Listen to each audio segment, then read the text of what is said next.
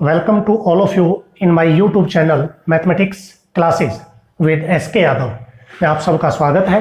Class 11th के अंदर अपना टॉपिक परमुटेशंस हमने स्टार्ट किया था और परमुटेशन के अंदर हमने उसका जो जनरल फॉर्मूला है NPR उसको डिस्कस किया, उसके कुछ क्वेश्चन सोल्व किए।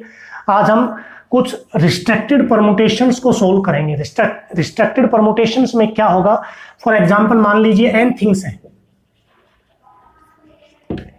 हमारे पास n थिंग्स हैं, उनमें से इन विच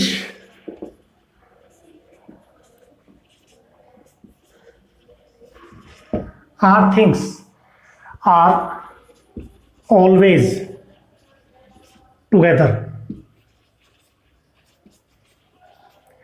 या तो ये होगा कि उनमें से n थिंग्स में से r थिंग्स ऐसे हैं जो हमेशा एक साथ आती है, या ऐसा हो जाता है, ऐसे भी लिखा आ सकता है r things are including, r things are included, या ऐसे भी हो सकता है r things are excluded। ठीक है, यानी कि हमारे पास जितनी भी वस्तुएं होंगी, जितनी भी थिंग्स होंगी जिनका अरेंजमेंट अपने को करना है, जिनकी परमुटेशन अपने को निकालनी है, उनमें से कुछ थिंग्स ऐसी होंगी जो हमेशा एक साथ आएंगी, या कुछ थिंग्स ऐसी होंगी जो हमेशा इंक्लूड होती हैं, कोई भी अरेंजमेंट करें उनको तो शामिल करना ही करना है, या कुछ ऐसे होते हैं जो हमेशा बाहर होते हैं, एक्सक्लूड होते हैं, बाहर होते हैं, कोई भी आप अरेंजमेंट करें तो उसको तो हमें बाहर रखना ही है। तो ये सब रिस्ट्रिक्शंस होंगी। जो रिजल्ट आपने NPR का फॉर्मूला किया है, लास्ट लेक्चर के अंदर हमने डिस्कस किया था NPR, n थिंग्स में से r थिंग्स को हमें एक ही समय में अरेंज करना होता है, लेकिन अब यहाँ पर कुछ रिस्ट्रिक्शंस स्टार्ट हो जाएंगी, तो उसके आधार पर हम इन एक्सरसाइज को सोल्व करेंगे। क्वेश्चन देखिए, एक्सरसाइज है अपनी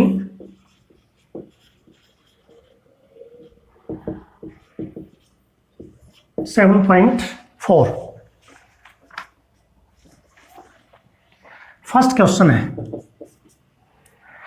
in how many veg can 6 children stand in A Q.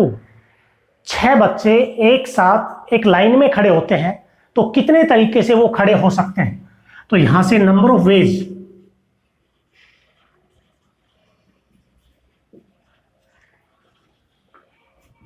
When number of veg जो आप फाइंड आउट करने जा रहे हो, टोटल नंबर ऑफ परमुटेशन जो आप निकालने जा रहे हो, ऐसे लिख सकते हैं total number of permutation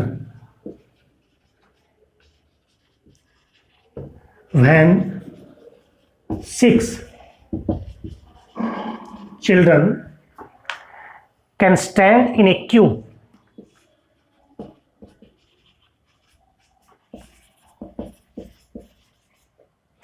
Can stand in a queue।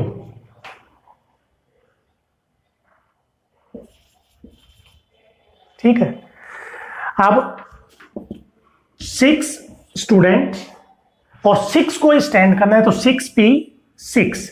First जो एक्सरसाइज थी हमने उसमें क्या किया था, पहले प्लेस को फिलअप किया, दूसरे को फिलअप किया, तीसरे को फिलअप किया, चौथे को, ऐसे करते थे। First place is can be filled up by 6 ways, second 5 ways, third 4 ways, ऐसे हम लिखते थे। लेकिन उस एक्सरसाइज के अंदर सब प्रकार के क्वेश्चन मिक्स थे, एक से ज्यादा आइटम, सेम आइटम भी होते थे, सेम नंबर भी ज्यादा होते थे। तो अब ऐसा नहीं है, सारे डिफरेंट है। 6 चिल्ड्रन है, 6 के 6 डिफरेंट है और 6 को ही अरेंज करना है। 6 different children can stand in a queue in at same time। तो यहां से 6p6 वेज, तो यहां आ जाएगा फैक्टोरियल 6 720 वेज। तो ये टोटल नंबर ऑफ परमुटेशन आ गई अपने पास।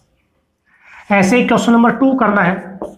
क्या है, in how many veg can 5 women draw water from 5 taps. 5 women है, 5 टैप है, 5 नलके हैं, 5 औरतें हैं और वो पानी भरती हैं कितने प्रकार से। तो एक वुमेन 5 प्रकार से किसी भी एक टैप पे फिलअप वाटर फिलअप कर सकती है। तो यहां से number of permutations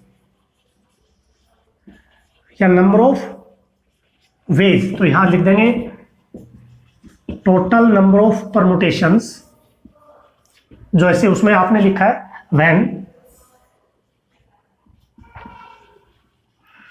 5 women can draw water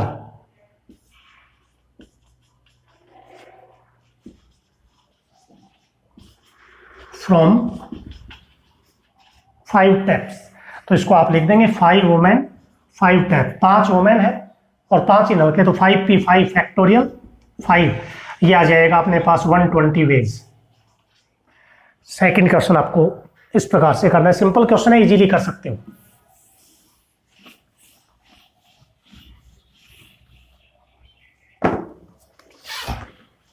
third, in how many ways can 4 different books, 1 chemistry, 1 physics, 1 biology and 1 mathematics be arranged in a shelf? ये भी ऐसा ही है, total number of ways, number of ways, तो यहां जाएगा number of permutations,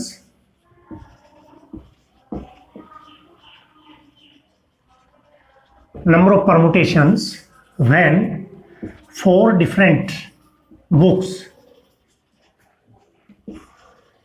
can be arranged in a shelf.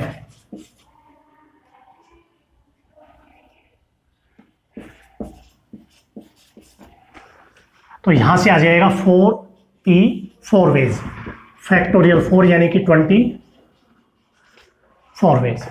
ठीक है, तो ये आपके पास थर्ड क्वेश्चन था। Fourth, there are 3 different rings to be worn in 4 fingers. 3 different ring है, 4 फिंगर है, कितने तरीके से उनको पहना जा सकता है? तो एक रिंग को 4 फिंगर्स में डाला जा सकता है, तो एक रिंग के लिए 4 ऑप्शन, दूसरी के लिए 3 ऑप्शन, तीसरी के लिए 3 ऑप्शन, यानी कि 4 फिंगर 3 रिंग्स, तो 4p3 आ जाएगा। तो यहां लिखोगे number of veg, number of permutations when 3 different rings can be worn in 4 different fingers। तो यहां से आ जाएगा 4p3 वेज। सिमिलर क्वेश्चन है इसी की तरह से, वो आप कर लेंगे।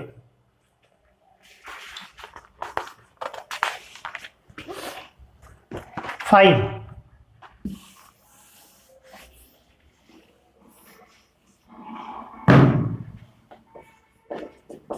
क्वेश्चन नंबर 5 है अपने पास। A student want to arrange 3 economics, 2 history, 4 English books on a shelf.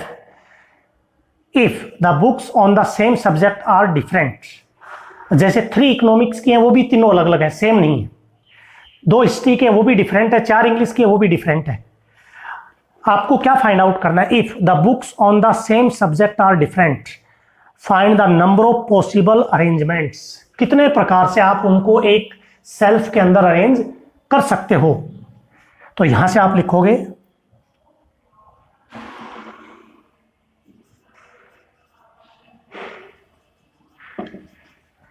Economics books है अपने पास 3, हिस्ट्री बुक्स है 2,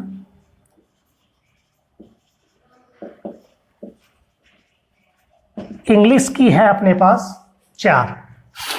तो टोटल कितनी होगी? टोटल नंबर ऑफ बुक्स 9 होगी। तो पहला जो पार्ट है वो क्या है? Number of possible arrangements, total number of arrangements. तो यहां लिखेंगे number of permutations,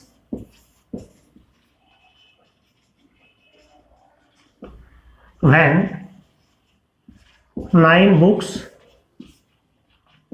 can be arranged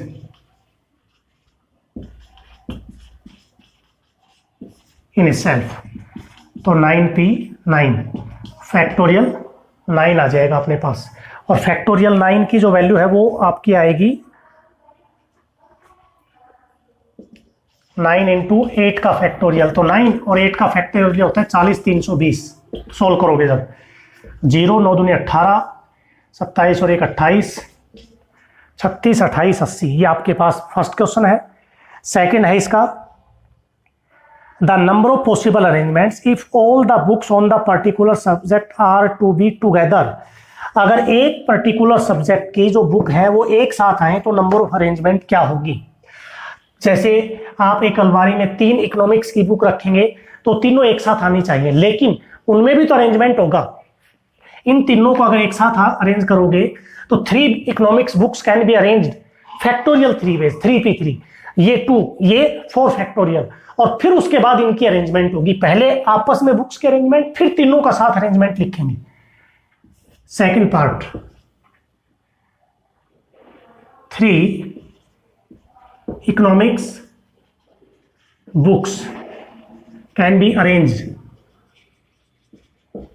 in 3p3 ways, तो यह आ जाएगा फैक्टोरियल 3 यानी कि 6 वेज। ऐसे लिखेंगे 2 history books can be arrange 2p2 factorial 2 यानी कि 2 वेज, और 4 इंग्लिश बुक्स के लिए आ जाएगा 4p4 यानी कि फैक्टोरियल 424 वेज। मान लीजिए इन तीनों को एक साथ रखोगे तो, लेकिन इन तीनों में भी तो अरेंजमेंट हो सकता है, जैसे पहली दूसरी तीसरी, पहली तीसरी दूसरी, या 2 3 1, या 2 1 3, या 3 1 2, या 3 2 1, ऐसे। तो वही 6 प्रकार अपने पास आए। अब हिस्ट्री की 2 प्रकार से, इसकी 4 प्रकार से। अब आप क्या करेंगे, इन तीनों को अरेंज करेंगे।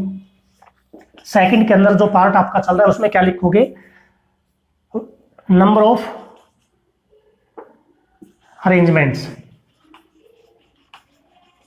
इज इक्वल्स टू, कितनी बुक्स है इंग्लिश की, हिस्ट्री की, इकोनॉमिक्स की, तो यहां से इनकी जो अरेंजमेंट आएगी वो आएगी 3p3 वेज की, 3 particular books of the subject English, economics और हिस्ट्री, तो फैक्टोरियल 3 यानी कि 6 वेज आ जाएगा। अब आप, ये तो नंबर ऑफ अरेंजमेंट किसकी है, सब्जेक्ट की बुक्स की अरेंजमेंट। अब टोटल नंबर ऑफ अरेंजमेंट क्या जाएगी, टोटल नंबर ऑफ अरेंजमेंट्स यह आ जाएगा 6 तो बुक्स की, और स्पेशल जो बुक्स का जो अरेंजमेंट है वो 6, 2 और 24, 72 को किससे कर देंगे, 24 से, इसकी प्रोडक्ट कर लेना, सॉल्यूशन आ जाएगा अपने पास। क्वेश्चन नंबर 5 था ये।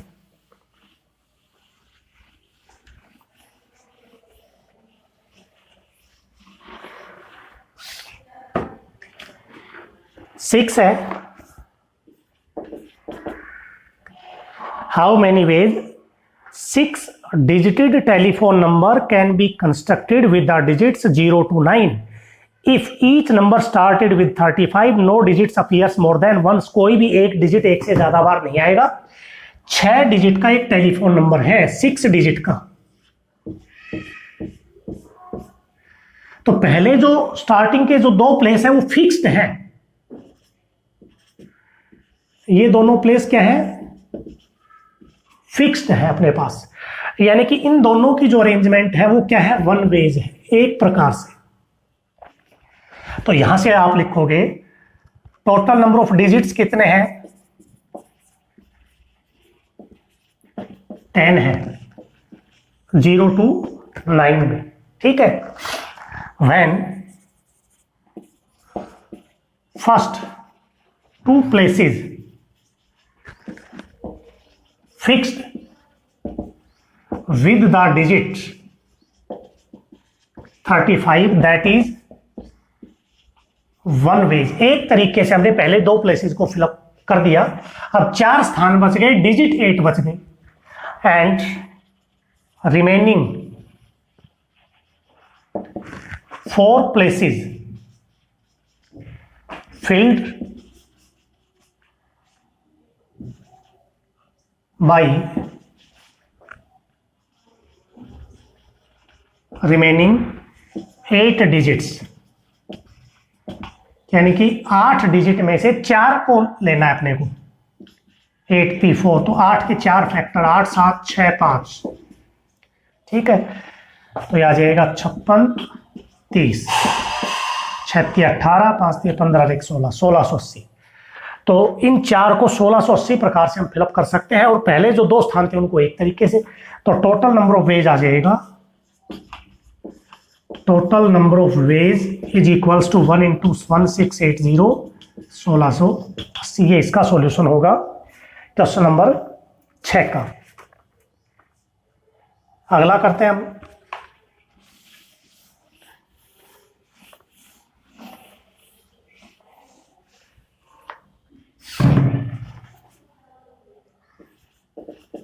7. If there are 6 periods in each working day of a school, in how many ways can one arrange 5 subjects such that each subject is allowed at least 1 period? क्या कह रहा है इसमें? There are 6 period, 6 period है एक working day के अंदर और 5 सब्जेक्ट हैं, तो 5 सब्जेक्टों के 5 पीरियड तो फिक्स हो गए और जो बच गया एक पीरियड वो किसी भी एक सब्जेक्ट का फिलअप हो सकता है. There are 5 subjects and 6 periods. 5 subjects and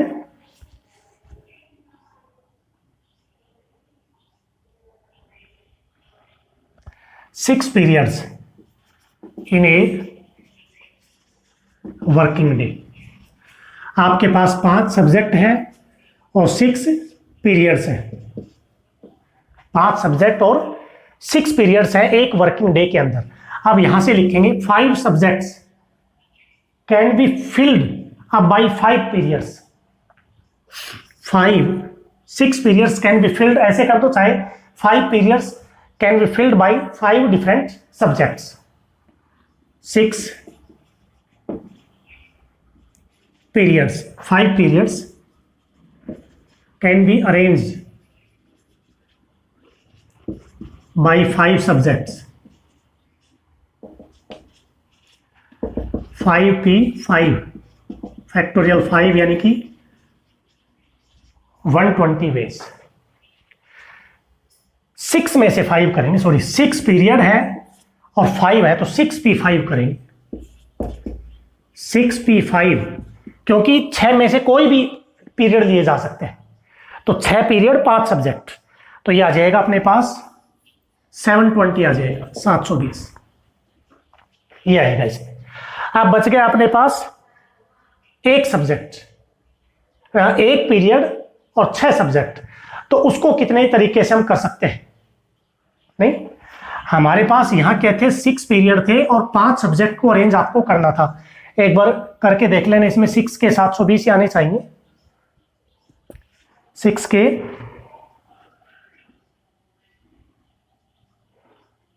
720, ठीक है. अब अपने पास क्या बच गए? 5 सब्जेक्ट के बच गए. अब एक पीरियड के लिए कितने विकल्प हैं? And remaining 1 period can be field by any subject, that is 5 ways. अब यहां से आ जाएगा टोटल नंबर ऑफ अरेंजमेंट.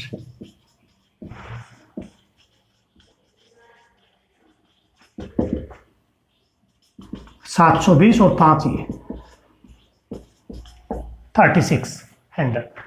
तो अपने पास 5 सब्जेक्ट 6 पीरियड, तो 6 पीरियड जो है उनमें से 5 सब्जेक्ट का अरेंजमेंट 6p5 वेज 720. अब जो रिमेनिंग एक पीरियड बच गया, 5 पीरियड तो फिलअप हो गए, जो पीरियड बच गया वो किसी भी एक सब्जेक्ट से फिलअप किया जा सकता है 5 तरीके से.